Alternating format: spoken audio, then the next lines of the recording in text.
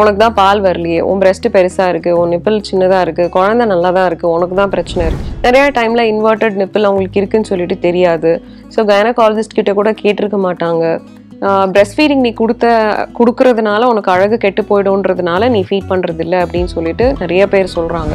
C section பண்ணால் உங்களுக்கு வந்து பால் வராது, இது வந்து மித்தா ஃபேக்டா அப்படின்னு பார்த்தீங்கன்னா 2 to 3 லிட்டர்ஸ் மில்க் எடுத்துக்கிட்டா தான் இந்த பால் உள்ளே போய் உனக்கு வந்து பால் வரும்னு சொல்கிறாங்க. மேம் இதெல்லாம் உண்மையா அப்படின்னு சொல்லி கேட்பாங்க. காலையில் எந்திரிச்சு பார்க்கும்போது என்னோட பிரெஸ்ட் வந்து ஹார்டாக இருக்குது, எங்கள் வீட்டில் வந்து கட்டி போன பாலை நீ கொடுத்துனா குழந்தைக்கு ஏதாவது பிரச்சனை ஆகிடும் அப்படின்னு சொல்லிட்டு பாலை வந்து இந்த ப்ரோட்டீன் பவுடர் சாப்பிட்டீங்கன்னா உங்களுக்கு பாலாக கொட்டும், அருவி மாதிரி கொட்டும். ஜென்ரலாக ஒயின் கொஞ்சம் எடுத்துப்பேன், கொஞ்சமாக ஆல்கஹால் எடுத்துப்பேன், எனக்கு ஸ்மோக்கிங் பண்ணுற ஹேபிட் இருக்குது. இப்போ வந்து நான் எப்பத்துலேருந்து என்னோட சேஸ்வாக் நேயர்களுக்கு வணக்கம். நான் Tina Abhishek, prenatal and lactation consultant. Breast feeding சம்மந்தமாக எல்லா விதமான கொஸ்டின்ஸ்க்கும் நான் இந்த வீடியோவில் வந்து ஆன்சர் பண்ண போகிறேன். நிறைய பேர் கேள்விப்பட்டிருப்பீங்க, every year breast feeding awareness week வந்து செலிப்ரேட் பண்ணுவோம் இல்லையா. ஸோ இந்த இயர்க்கான theme closing the gap and breast feeding support for all.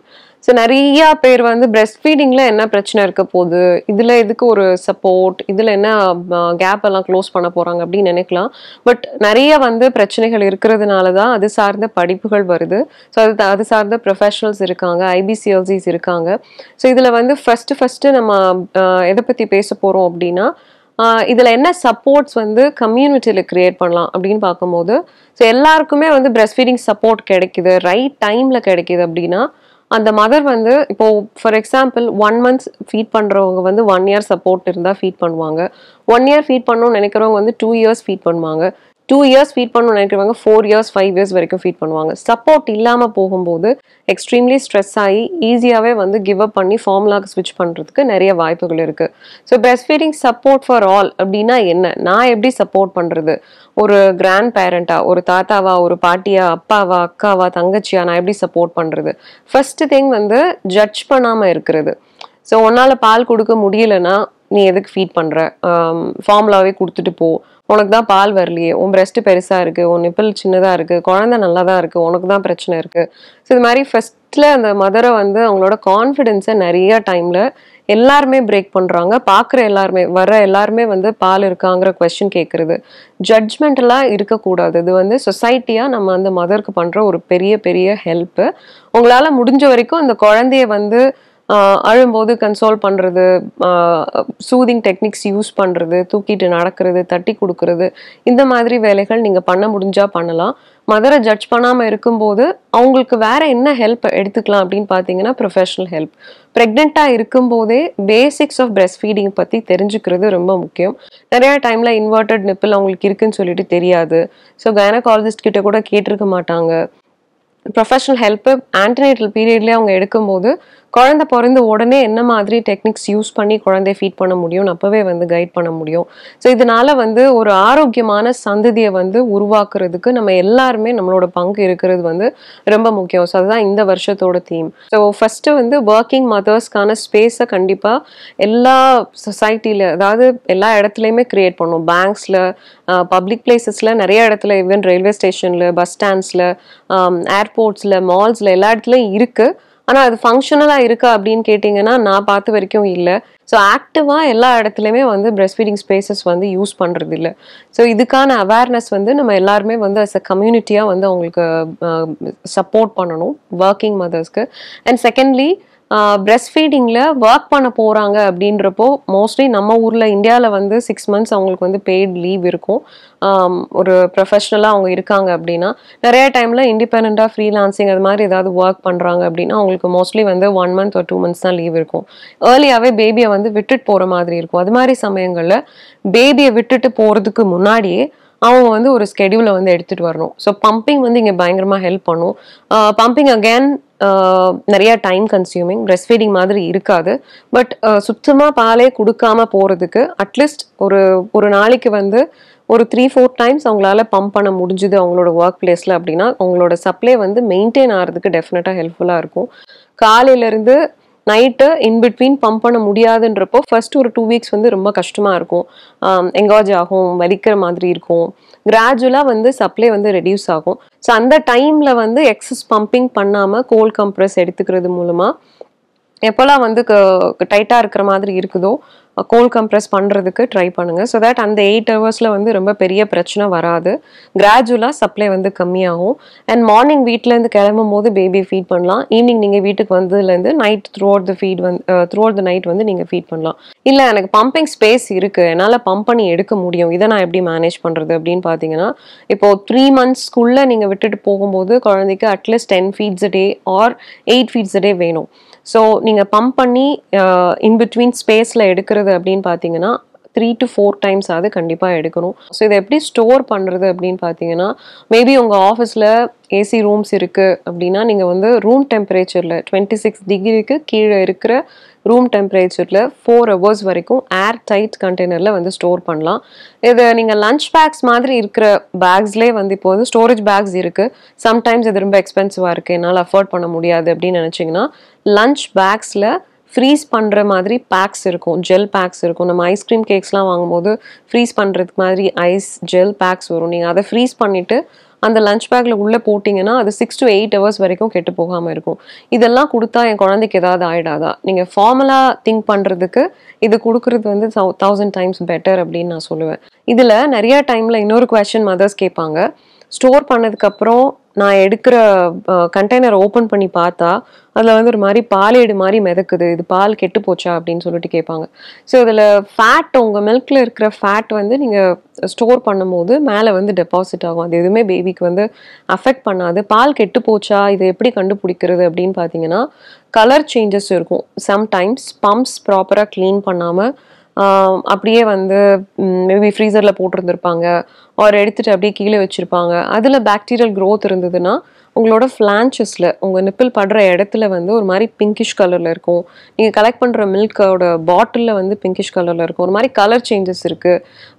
இதில் வந்து ரொம்ப எக்ஸஸ் வாட்ரியாக இருக்குது, ஆனால் அதோட கலர் வந்து வேறு மாதிரி இருக்குது, பிங்க் கலரில் இருக்குது, ஆர் லைட் ப்ளூ ஆர் க்ரீனில் இருக்குது. அது மாதிரி இருக்குது. எனக்கு பயமாக இருக்குன்னா உங்களோட லாக்டேஷன் கன்சல்டன்ஸ் கிட்ட நீங்கள் செக் பண்ணலாம், ஆர் உங்கள் பீடியாட்ரிஷியன் கிட்ட செக் பண்ணலாம் பேபிக்கு கொடுக்கறதுக்கு முன்னாடி. ஸோ இது பால் கட்டி போன பாலை நீங்கள் கொடுக்கறதுனால குழந்தைக்கு வந்து ஏதாவது ஆகுமா? நிறைய டைமில் மதர்ஸ் கேட்பாங்க. நைட்லாம் நான் ஃபீட் பண்ணல, காலையில் எந்திரிச்சு பார்க்கும்போது என்னோட பிரெஸ்ட் வந்து ஹார்டாக இருக்குது, எங்கள் வீட்டில் வந்து கட்டி போன பாலை நீ கொடுத்துனா குழந்தைக்கு ஏதாவது பிரச்சனை ஆகிடும் அப்படின்னு சொல்லிட்டு பாலை வந்து வெளியே எடுக்க சொல்கிறாங்க. ஸோ இதை எல்லா பாலையும் எக்ஸ்பிரஸ் பண்ணி வெளியே போடும்போது எனக்கு கஷ்டமாக இருக்குது, இதனால் குழந்தைக்கு ஏதாவது பாதிப்பு வருமா அப்படின்னு கேட்குறாங்க.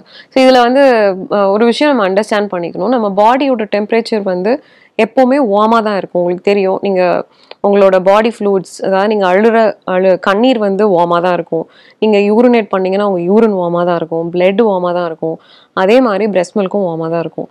ஸோ கெட்டு போகிறதுக்கு அங்கே வந்து சான்சஸ் இல்லை. ஸோ நிறைய மூட நம்பிக்கைகள் இதை சுற்றி இருக்குது. ஸோ ஃபஸ்ட்டு வந்து பார்த்தோன்னா சர்டன் ஃபுட்ஸ் எடுத்துக்கிட்டால் தான் பால் வரும் அப்படின்னு சொல்லி நம்புறது. ஸோ இதில் சர்டன் ஃபுட்ஸ் அப்படின்னு நான் மீன் பண்ணுறது, நிறைய டைமில் வந்து கருவாடு, ஃபிஷ், வெந்தயம், அதுக்கப்புறமா வந்து பூண்டு நிறையா சாப்பிட்றது, பிரெட்டு நிறைய எடுத்துக்கிறது, காஃபி நிறையா குடிக்கிறது, தண்ணி நிறைய குடிக்கிறது. சில மதர்ஸ்லாம் வந்து 4-5 liters வாட்டர் எடுத்துக்கிட்டா தான் உனக்கு பால் வரும்னு சொல்லியிருக்காங்க, ஆர் 2 to 3 liters மில்க் எடுத்துக்கிட்டா தான் இந்த பால் உள்ளே போய் உனக்கு வந்து பால் வரும்னு சொல்கிறாங்க. மேம் இதெல்லாம் உண்மையா அப்படின்னு சொல்லி கேட்பாங்க. ஸோ இதில் ஃபுட் இம்பார்ட்டன்ட் ரோல் பிளேஸ் பண்ணுது. யாருக்கு அப்படின்னு பார்த்தீங்கன்னா, ஃபார் எக்ஸாம்பிள் ஹீமோக்ளோபின் ரொம்ப கம்மியாக இருக்குது, 10க்கு கீழே இருக்குது, அவங்களே வந்து ரொம்ப அனிமிக்காக இருக்காங்க, அவங்களால மில்க் ப்ரொடியூஸ் பண்ண முடியுமா அப்படின்னு கேட்டிங்கன்னா, அவங்க அனிமிக்காக இருக்கிற மதர்ஸ்க்கு மில்க் ப்ரொடியூஸ் பண்ணுறதுல சேலஞ்சஸ் இருக்கும். ஸோ அவங்களுக்கு கண்டிப்பாக அவங்க அயன் ரிச் ஃபுட்ஸை வந்து இன்க்ளூட் பண்ணணும். முருங்கைக்கீரை எடுத்துக்கிறது, நான்வெஜ் சாப்பிடுவாங்கன்னா லிவர் சாப்பிட்றது, ராகி சாப்பிட்றது, கருப்பு உளுந்து எடுத்துக்கிறது. இது மாதிரி 8, 9லாம் வச்சுருக்காங்கன்னா அவங்களுக்கு சுத்தமாக எனர்ஜியே இருக்காது. ஸோ ப்ரெக்னென்சியில் லாஸ்ட் ட்ரைமஸ்டரில் டெலிவரிக்கு முன்னாடி எல்லா ஹாஸ்பிட்டலையும் மோஸ்ட்லி பிளட் செக் பண்ணுவாங்க. ஹீமோக்ளோபின் 10 இருக்குன்னா டெலிவரிக்கு அப்புறம் இன்னும் ட்ராப் ஆகி மேபி 9, 8 போகிறதுக்கு வாய்ப்புகள் இருக்குது. ஸோ அதனால் வந்து ஹீமோக்ளோபின் கரெக்டாக மெயின்டைன் ஆயிருக்கா அப்படின்னு பார்த்துக்கோங்க. மற்றவங்களுக்கு எல்லாமே நார்மலாக இருக்குது, எனக்கு 12 மேலே இருக்குது, ஸோ நான் ஹெல்த்தியான டயட் தான் எடுத்துக்கிறேன், எல்லா வெஜிடபிள்ஸும் சாப்பிடுவேன், நான் ஏதாவது ஸ்பெசிஃபிக்காக ஃபுட்டு இன்க்ளூட் பண்ணால் தான் எனக்கு மில்க் வருமா அப்படின்னா அப்படி எதுவுமே கிடையாது. ஸோ சர்டன் ஃபுட்ஸ் ஒரு 10% ஹெல்ப் பண்ணும் அப்படின்னா கேலக்டோகாக்ஸ் அப்படின்னு சொல்லுவோம். ஸோ அதில் முருங்கைக்கீரை, வேர்ல்டு வைட் வந்து முருங்கைக்கீரை ரொம்ப ஃபேமஸ். நம்ம கீரையாக சாப்பிட்றோம், வேறு ஊர்லலாம் வந்து கேப்சூலாக எடுத்துப்பாங்க. அதே மாதிரி ஃபெனுக்ரிக், ஸோ நம்ம வந்து சீடாகவே எடுத்துப்போம், நம்ம வீட்டு கிச்சனில் எல்லார் வீட்லேயும் இருக்கும். வேறு ஊரில் வெஸ்டர்ன் கண்ட்ரீஸில் பார்த்தீங்கன்னா டேப்லெட்ஸாக எடுத்துப்பாங்க. ஸோ இது எல்லாமே 10% தான் ஹெல்ப் பண்ணும். ஸோ இது நிறைய எடுத்துக்கிறதுனால என்ன ஆகும் அப்படின்னா மதர்ஸோட மேலேயே வந்து வெந்தயம் ஸ்மெல் வர ஆரம்பிக்கும், பூண்டு ஸ்மெல் வர ஆரம்பிக்கும். நிறைய பால் குடிக்கிறதுனால எக்கச்சக்கமாக வெயிட் போடுவாங்க. அண்ட் பேபியோட இது அப்படின்னு பார்த்தீங்கன்னா நிறைய பால் குடிக்கிறதுனால குழந்தைக்கு வந்து சம்டைம்ஸ் கோலிக் வர்றதுக்கு, வயிறு வலி வர்றதுக்கு நிறைய வாய்ப்புகள் இருக்குது. ஸோ ஃபுட் ஐட்டம்ஸ் எல்லாமே வந்து பேலன்ஸ்டாக எடுத்துக்கிறது உங்களுக்கு ஹெல்ப்ஃபுல்லாக இருக்கும். சரி, அது மாதிரி சி செக்ஷன் பண்ணால் உங்களுக்கு வந்து பால் வராது, இது வந்து மித்தா ஃபேக்டா அப்படின்னு பார்த்தீங்கன்னா, சி செக்ஷன் பண்ணும்போது இருக்கிற சேலஞ்ச்.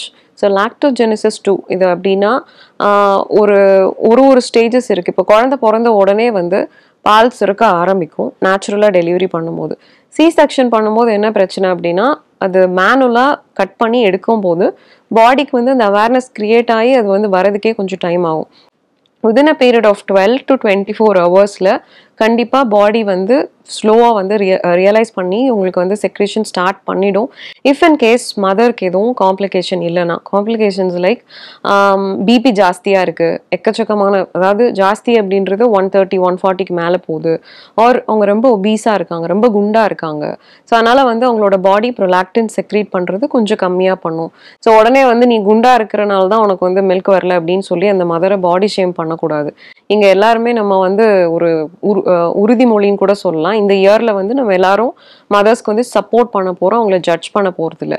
ஸோ அப்படி இருக்கும்போது நீங்கள் என்ன பண்ணலான்றதான் நம்ம பார்க்கணும். சி செக்ஷன் பண்ணும்போது அவங்களால ஃபர்ஸ்ட் டே உட்காந்து ஃபீட் பண்ண முடியாது. ஸோ அவங்களுக்கு வந்து ஒரு 8 hours to 12 hours அவங்களுக்கு வந்து ரெஸ்ட் கொடுக்கணும்னு சொல்லியிருந்திருப்பாங்க. ஸ்பைனல் அனஸ்தீஷியாவில் அவங்க பண்ணியிருந்தாங்க அப்படின்னா ஸ்ட்ரைட்டாக தான் நீங்கள் படுத்துருக்கணும்னு சொல்லியிருப்பாங்க.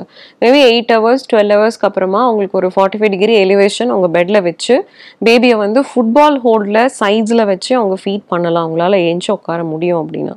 ஒருவேளை அவங்க எழுந்திரிச்சு உட்கார முடியாது அப்படின்னு அவங்க ஃபீல் பண்ணுறாங்க அப்படின்னா அவங்களுக்கு வந்து சைட் லைன் பொசிஷனில் வித் அசிஸ்டன்ஸ் யாராவது சிஸ்டர்ஸோ நர்சஸோட ஹெல்ப் எடுத்துக்கலாம், ஆர் வீட்டில் இருக்கிற பெரியவங்களோட ஹெல்ப் எடுத்துக்கிட்டு கண்டிப்பாக வந்து படுக்க வச்சு ஃபீட் பண்ணலாம். ஸோ சி செக்ஷன் பண்ணியிருக்கு 3-4 டேஸ்க்கு குழந்தைக்கு வந்து பால் படுத்துட்டு கொடுக்கவே கூடாதுன்னு சொல்லிட்டு பால் கொடுக்காம கண்டிப்பாக இருக்கவே கூடாது. ஸோ வேற மித்து என்ன அப்படின்னு பார்த்தோன்னா, கோகோனட் சாப்பிட்டா குழந்தை வந்து துப்பிட்டே இருப்பாங்க அப்படின்னு சொல்லிட்டு தேங்காய் கொடுக்கவே மாட்டாங்க, லெமன் ஜூஸ் கொடுக்கவே மாட்டாங்க, வாட்டர்மெலன் கொடுக்க மாட்டாங்க.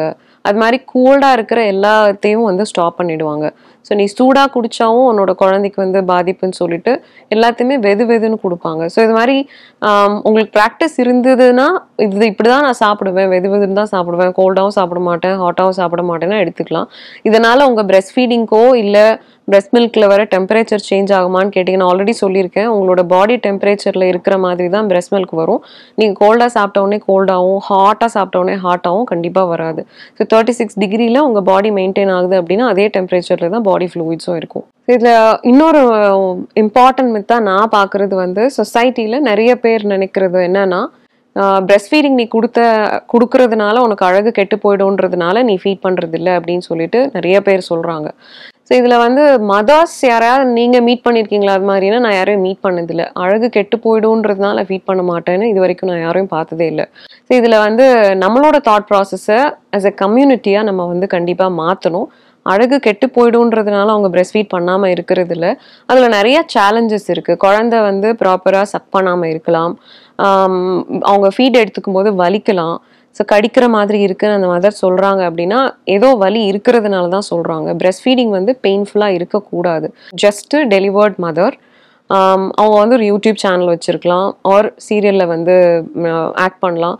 ஏதோ ஒரு இன்ஃப்ளூயன்சர் அவங்க ரேண்டமாக நான் இந்த பூண்டு சாப்பிட்டேன், நான் வந்து சொரா மீன் சாப்பிட்டேன், நான் இவ்வளோ பால் குடிக்கிறேன், நான் வந்து ஓட்ஸ் சாப்பிட்றேன், அதோடு சேர்த்து நான் இந்த ப்ரோட்டீன் பவுடரும் சாப்பிட்றேன் அப்படின்னு சொல்லி அவங்க ஒரு ப்ரோட்டீன் பவுடர் காமிக்கிறாங்க அப்படின்னா, அக்கா இது எங்கே வாங்கினீங்க, இது சாப்பிட்டா எனக்கு பால் இன்க்ரீஸ் ஆகுமா அப்படின்னு சொல்லிட்டு அத்தனை கமெண்ட் பண்ணுறாங்க. ஸோ ஒரு ப்ரொஃபஷ்னல் வந்து நீங்கள் இதை சாப்பிட்டீங்கன்னா உங்களுக்கு நல்லதாக இருக்கும், நீங்கள் இதை பண்ணுங்க அப்படின்னு சொல்லும்போது நமக்கு நிறைய சந்தேகம் வருது இல்லையா? இது எப்படி நமக்கு ஒர்க் ஆகும், அவர் ஆர்த்தோ படிச்சுட்டு எப்படி இதை சொல்ல முடியும் அப்படின்னு நமக்கு ஒரு கொஸ்டின் வருது. ஆனால் எதுவுமே வந்து மெடிக்கல் பேக்ரவுண்டே இல்லாத ஒரு இன்ஃப்ளூயன்சர் வந்து ஒரு பவுடரை காமிச்சு இந்த ப்ரோட்டீன் பவுடர் சாப்பிட்டீங்கன்னா உங்களுக்கு பாலாக கொட்டும், அருவி மாதிரி கொட்டும் அப்படின்னு சொல்லிட்டு சொல்கிறாங்கன்னா அதை நம்பி நிறைய பேர் வாங்கி சாப்பிட்றாங்க. ஸோ இதில் வந்து முக்கியமாக நம்ம தெரிஞ்சுக்க வேண்டியது என்ன அப்படின்னா, அண்ட் இன்ஃப்ளூயன்சர்ஸ்க்கும் நான் ஒரு விஷயம் சொல்லுவேன். ஒருவேளை நீங்கள் மெடிக்கல் பேக்ரவுண்டாக இருந்தீங்க பண்ணுறீங்க அப்படின்னா தாராளமாக வந்து நீங்கள் சொல்லலாம். இன்கேஸ் உங்களுக்கு மெடிக்கல் ரிலேட்டடாக எந்த டிகிரியும் இல்லை அப்படின்னா ப்ளீஸ் அந்த டிஸ்க்ளைமர் ஆட் பண்ணுங்கள். இது உங்களோட பர்சனல் எக்ஸ்பீரியன்ஸ்.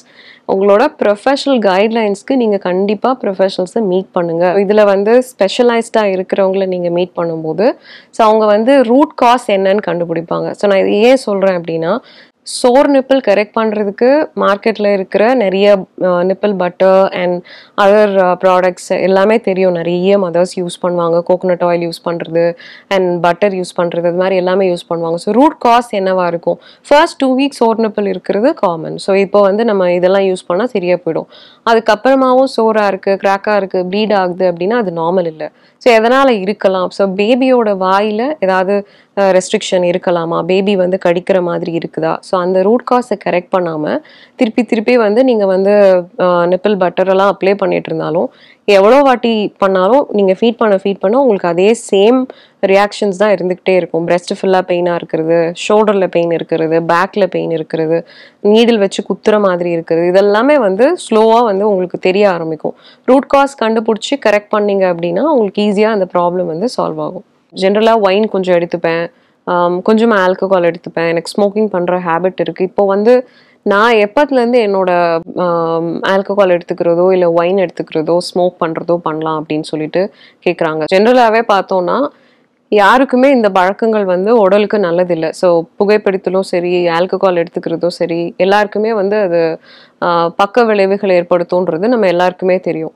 ஸோ அப்படி இருக்கும்போது முக்கியமாக ப்ரெக்னென்சியில், பிரெஸ்ட் ஃபீடிங்கில் இன்னொரு உயிரும் நம்மளுக்கு வந்து அஃபெக்ட் பண்ணுறதுக்கு நிறைய வாய்ப்புகள் இருக்கிறதுனால பிரெஸ்ட் ஃபீடிங் மதர்ஸ் பிளான்டாக நீங்கள் வந்து ஒரு பார்ட்டி போகிறீங்க, இங்கே வந்து ட்ரிங்க் பண்ணுறதுக்கு வாய்ப்புகள் அதிகமாக இருக்கும் நீங்கள் ஃபீல் பண்ணுறீங்க அப்படின்னா ஃபஸ்ட்டே வந்து அந்த டேயை பிளான் பண்ணிவிட்டு எக்ஸ்ப்ரெஸ் பண்ணிவிட்டு நீங்கள் வந்து வச்சுட்டு போகிறது பெட்டர்.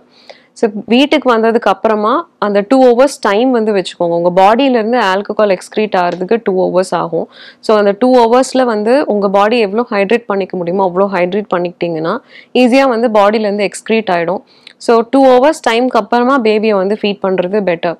ஸோ ஜாஸ்தியாக எடுத்துக்கிட்டு 2 hours எக்ஸ்க்ரீட் ஆகிடுமா அப்படின்னு கேட்டிங்கன்னா கண்டிப்பாக இல்லை. ஒரு ஸ்டாண்டர்ட் ட்ரிங்க் நீங்கள் எடுத்துக்கும் போது 2 hours டைமில் வந்து பாடியிலேருந்து எக்ஸ்க்ரீட் ஆகும். ஸோ தெரியாமல் குடிச்சிட்டிங்க அப்படின்னா கவனமாக யாரோ ஒருத்தவங்க தராங்க அப்படின்னாலும் கேர்ஃபுல்லாக இருங்க அது ஆல்கஹால் இருக்கா அப்படின்னு சொல்லிட்டு. ஸோ தெரியாமல் குடிக்கும் போது மினிமலான அமௌண்ட்டாக இருந்ததுன்னா வித்தின் 2 hours 2-3 hours உங்கள் பாடியிலேருந்து எக்ஸ்க்ரீட் ஆகிடும். ஸோ தட் பேபிக்கு எதுவும் பாதிப்புகள் வராது. ஸோ ஜாஸ்தி குடிக்கும் போது பாடியிலேருந்து எக்ஸ்க்ரீட் ஆகிறதுக்கு முன்னாடியே பேபிக்கு நீங்கள் ஃபீட் பண்ணும்போது பேபிக்கு அதுக்கான பக்க விளைவுகள் வர்றதுக்கு நிறைய வாய்ப்புகள் இருக்குது. So to be on the safer side, ப்ரெக்னெண்ட்டாக இருக்கும்போது பிரெஸ்ட் ஃபீடிங் பண்ணுற மதர்ஸ் வந்து ஸ்மோக்கிங் அண்ட் ஆல்கஹால் பண்ணாமல் இருக்கிறது எல்லாருக்குமே நல்லது. உங்களோட ஹெல்த்துக்குமே எஸ்பெஷலி ஹெல்ப்ஃபுல்லாக இருக்கும்.